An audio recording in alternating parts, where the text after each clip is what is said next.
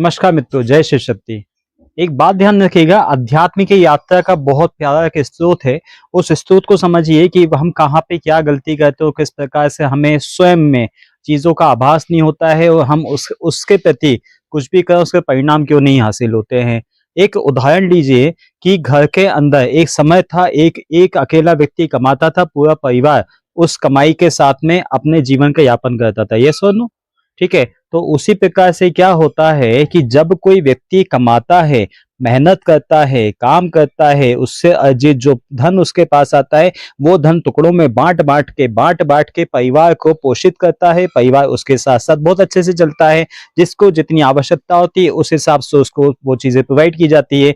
तो जिस प्रकार से कोई व्यक्ति कमा के अपने परिवार को पोषित करता था, उसी प्रकार से अध्यात्म की यात्रा होती है। हम क्या चाहते हैं कि हमारे द्वारा सभी लोग पोषित हो जाएं अपने आप, लेकिन उससे पहले वो जो व्यक्ति कमाने वाला था उसके पास से कोई कौशल था, जिस प्रकार से उसको कोई नौकरी मिली हो या व्यापार करता हो, कुछ भी करता हो, तो उसका कौशल था, उसकी सिद्धियां थी, उसका कर्म था। कर्म के फल के साथ में जो फल प्राप्त होता था उसी फल को वो परिवार में बांटता था, चाहे धन के रूप में हो या किसी भी रूप में हो। तो उसी प्रकार से हमें सब कोई चीज ये समझनी है कि अध्यात्म की यात्रा में अगर आप अपना कदम आगे बढ़ाते हैं तो आपको स्वयं के ऊपर काम करना है। ये मत सोचिए कि आप काम करें, आपके घर का, परिवार का, सबका उद्धार एकदम से हो जाए। सबसे पहले स्वयं का उद्धार कीजिए, अपने चक्रों को समझिए, अपनी आध्यात्मिक यात्रा को समझिए। आपके सबकॉन्शियस से बैठा हुआ जो पैटर्न है, जो भी पैटर्न आपका लाइफ में आज तक चला है, आपकी कुछ किसी प्रकार की कोई भी आयु हो,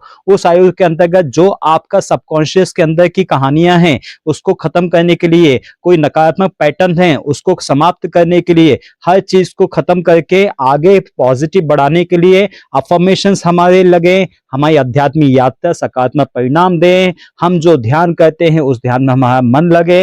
हर चीज के लिए स्वयं पे काम करना बहुत इंपॉर्टेंट है। स्वयं पे काम करना इंपॉर्टेंट क्या है, उसके लिए सबसे इंपॉर्टेंट पक्ष क्या है कि डेडिकेशन होना, शब्द रखना, अपने आप को पूर्णता समर्पित करना।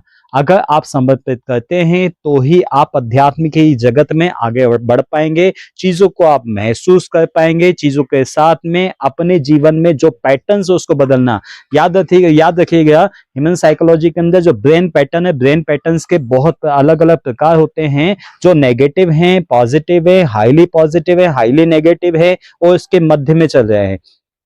तो उस पैटर्न में से गुरु के साथ आप जब बैठते हैं, वो आपके पैटर्न को रीड आउट करते हैं और पैटर्न के साथ साथ आपका जो आभा मंडल है उसको रीड आउट करते हैं। फिर आपको बताते हैं कि विशेष तौर पर आपको किस चीज के ऊपर किस प्रकार से काम करना है।